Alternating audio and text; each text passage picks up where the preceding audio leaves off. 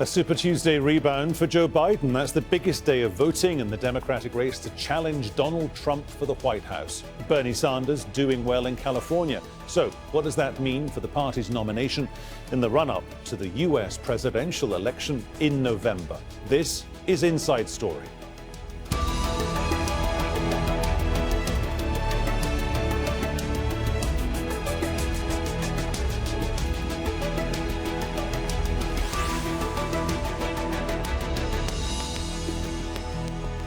Hello and welcome to the program. I'm Peter Dobby. Super Tuesday, a big group of states get to have their say, and it was super for Joe Biden. The states have given him a lead in delegates. He appears to be the party's front runner so far.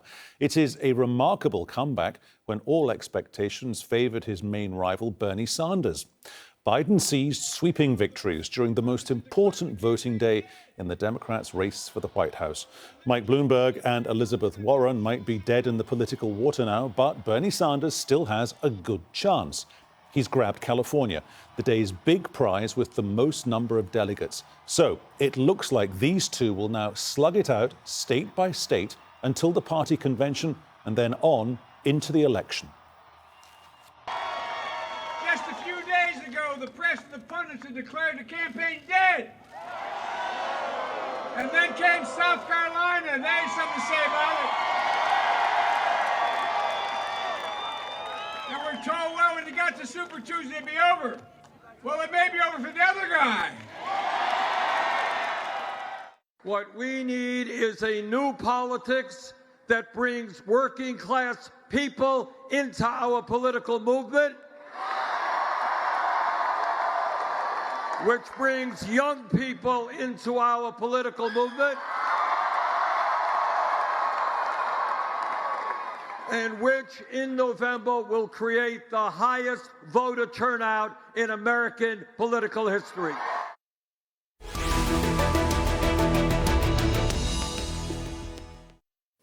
Okay, there we are. Here we go. Let's bring in our guests today. Joining us from Boston, we have James Pindell. He's a politics reporter for the Boston Globe.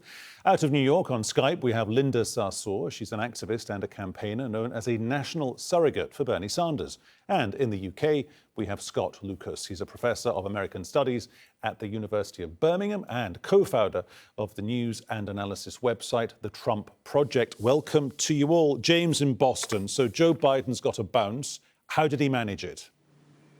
Well, it's stunning. The storyline all year has been that Democrats in the United States very much wanted to find the person they think can defeat Donald Trump in the fall election. It was the answer to that was not clear throughout most of the year. Would it be Biden? Would it be other people like Pete Buttigieg or someone else? After the Saturday's South Carolina primary, where he had a convincing win, the moderate lane seemed to figure out that for whatever reason, it would be Joe Biden is the person that they would back and that they believe is the most electable. This race is far from over, but right now it is a stunning victory in states that he was not supposed to win on Super Tuesday. He was just supposed to hold his own as Bernie Sanders grew a delegate lead. That clearly didn't happen. It's almost a shocking result today. Linda in New York, why does California love Bernie Sanders so much? California loves Bernie Sanders because it has a lot of young people. It has a very large Latino community, which has been coming out for Bernie Sanders in significant ways. It has one of the largest Muslim American communities in the country, and Bernie Sanders invested a lot of money. There were multiple offices across the state, tons of staff, and hundreds and hundreds of volunteers across the state. Scott Lucas in Birmingham. Elizabeth Warren doing badly, coming in third in her home state, Massachusetts. And mini Mike Bloomberg spending $500 million to virtually come no place. Yeah, I hope Mr. Bloomberg enjoyed finding that money in the back of his sofa, because it's now lost, that $500 million. He was always a sideshow for me in this campaign. Far more serious is what Elizabeth Warren does now. I don't think she has a path to the nomination, of course, but does she drop out in the next week before the Michigan primary and 5 others next Tuesday? Or does she stay in for one more debate alongside Biden and Sanders on the campaign stage, possibly then helping Sanders as he reestablishes himself versus Biden as the remaining moderate candidate? James, do you think that's what she'll do? She'll stay in the race for a week, if only to have to drop out in 8 or 9 days, but she likes to mess with Joe Biden between now and then. I think with the question of Mike Bloomberg, it's entirely clear what's going to happen next. But with Elizabeth Warren, to answer your question, it's entirely not clear. She does have the money to compete in these states. She has super PACs who are now backing her. She's now the only woman in the contest. Some of these states may be okay for her in terms of getting some delegates out of this. I just don't know where the trajectory is going forward. She may, for example, she's going to face a lot of pressure, particularly from Sanders supporters, to get out of the race, but she could get around that. She could say, fine, anyone who pledges, every delegate I get will go to Bernie Sanders at the national convention. Or maybe Bernie Sanders really wants Elizabeth Warren on that debate stage, and for her to take out Joe Biden the same way that she did Mike Bloomberg a couple weeks ago. Linda Sarsour in New York. If we unpack Joe Biden's numbers as we know them as they stand at the moment, he did very well with suburban voters, much better than Bernie Sanders, particularly in keynote states like Virginia. How did he manage it? You know, right now we're in a moment in time where we have the most important election of our lifetime. You have to remember that in America, we're literally trying to defeat a demagogue, a fascist, a racist, someone who has wreaked havoc on our community. So I sometimes have to sit and wonder if our electorate doesn't want to take a risk on someone who has a transformative campaign, someone who wants to build a vision post defeating Trump. Joe Biden right now and the moderates are not running on a platform. They're running on one key thing. We want to defeat Trump, and then everything else stays the same. And some of the elders, I mean, if you look at even the demographics, meaning age-wise, young people overwhelmingly support Bernie Sanders. But older folks just seem to feel like Joe Biden or moderates are going to be the most safest bet for us to defeat Donald Trump. And they don't have a plan after that. They just know they want to beat Trump. And the question is, can they beat Trump without a platform, without a vision, without something that inspires voters across the country? And I think the race is still going on. I don't think that Tuesday yesterday was the day that we make the conclusion, about whether Joe Biden, in fact, continues to be the front runner. Scott Lucas, I mean, I guess it'd be fair to say that Biden and Sanders are both now heading into a state-by-state slog between now and the convention, when we know who the Democratic presidential candidate will be. What do you think the tone of that slog will be? Well, I think the important thing is it's not just up to Biden and Sanders, but I think it's also up to the media who are covering them. And that is this, to this point, has been a very rich debate amongst Democrats on what you do regarding health care with the national health care system. Should it be public only? Should it have a private option? What should we do with immigration? Should we decriminalize and lift the stigma from immigrants? What should we be doing with education or with economic justice? And all credit to the candidates for putting that forward. The more the media can continue to focus on the issues and to test Biden and Sanders and Warren if she remains on the issues, that's great. Once this descends into an idea of these artificial personalities of this, quote, center versus left, moderate versus progressive, once we reduce it to personalities rather than dealing with the fact that almost all Democrats agree on the core issues and what needs to be done, that's the risk, really, rather that we get sort of the spectacle overtaking the substance that is here and will continue to be here as the Democrats figure out what to do versus Donald Trump in the autumn. Linda, Scott raises an interesting point there when he talks about the spectacle versus the substance, doesn't he? Because with this election, is the media reporting the message or is the media changing the message? I mean, Fox News flipped over into being Trump TV 4 years ago. CNN, one could say, flipped over into being the anti-Trump TV network 2.5 or 3 years ago.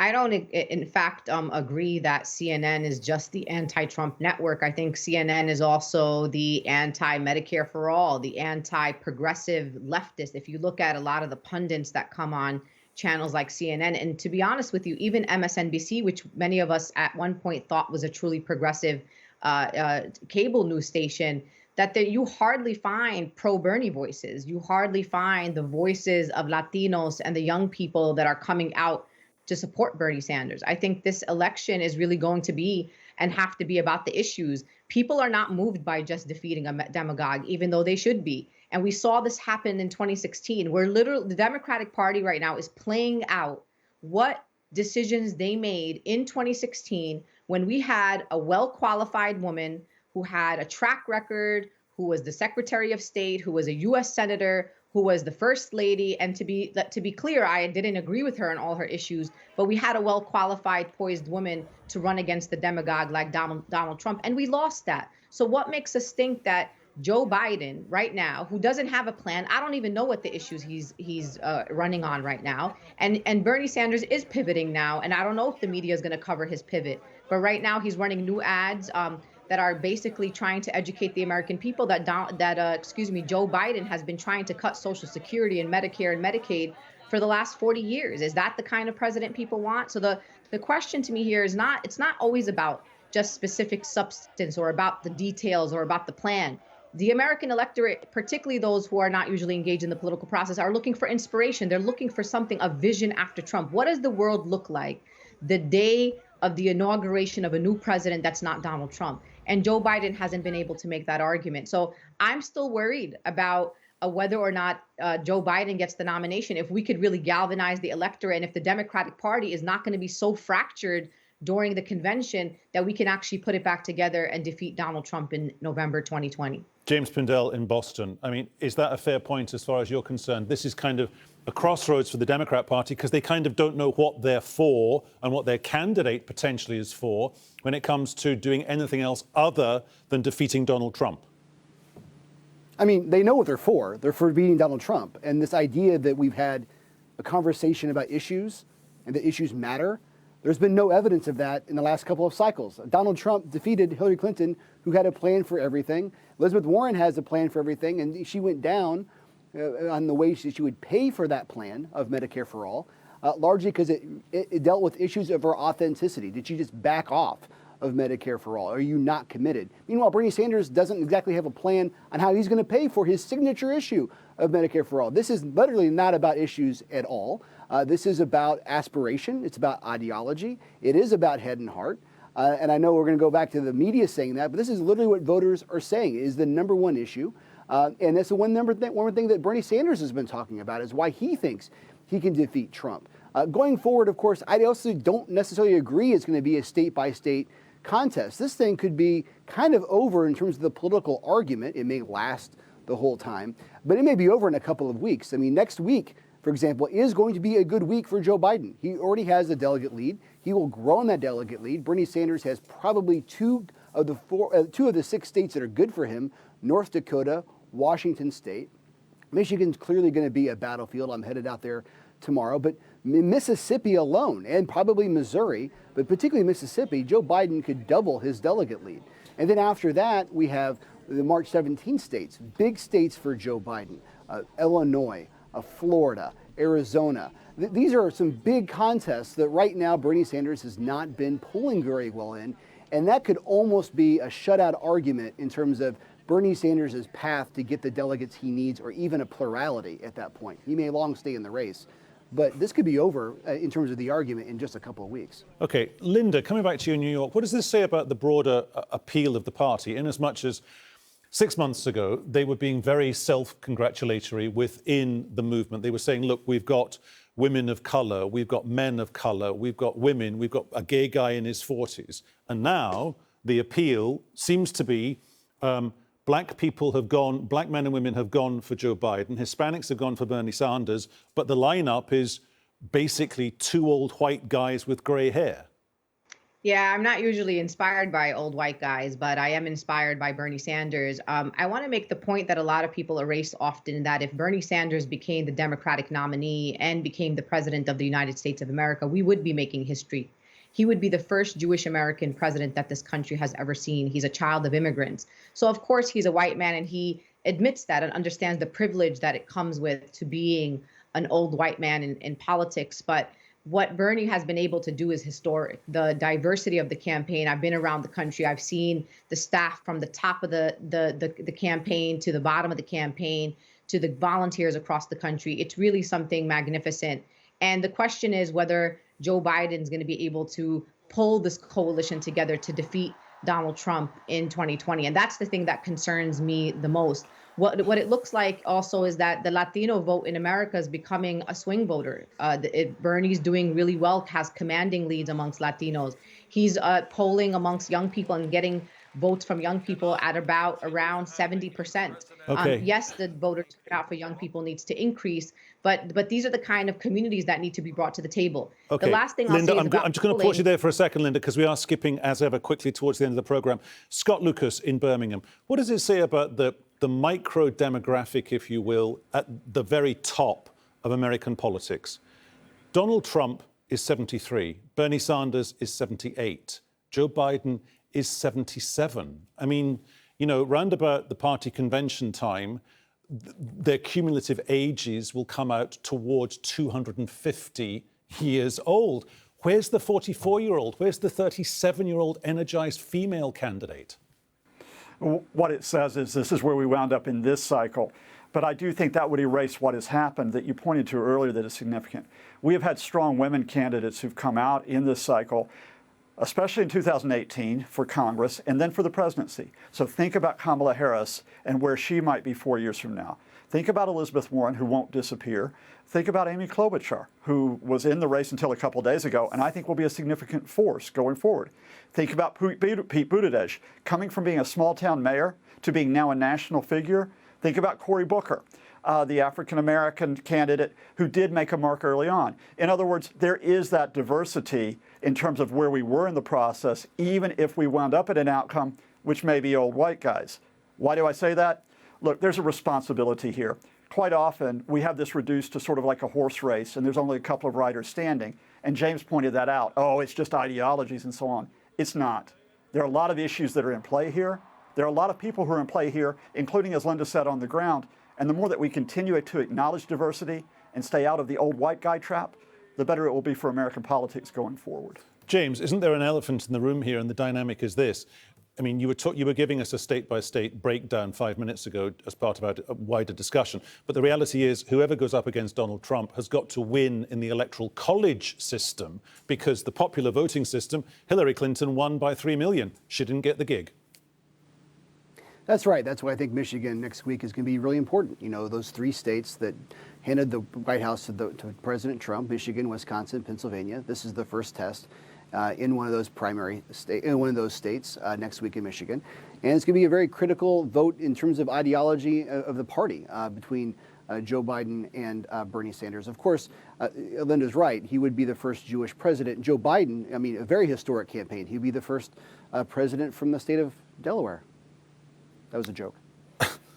Got it. And coming back to you, Linda, as well. I mean, given their respective ages, regardless of who it is, do they have to be very careful when it comes to their vice presidential candidate pick as well? Because these people are one cheeseburger away from a cardiac arrest, arguably. Yeah, I mean, their vice presidential picks must be either women of color, or at least the person of color. There's just no way around it. And it has to be someone that's younger, to your point, just in case something were to happen, that we have a strong vice presidential candidate that could kind of get into the presidential seat. So I hope it's a woman of color in particular, and I think that could potentially help someone like Joe Biden and even Bernie Sanders to expand the electorate and win that election against Donald Trump.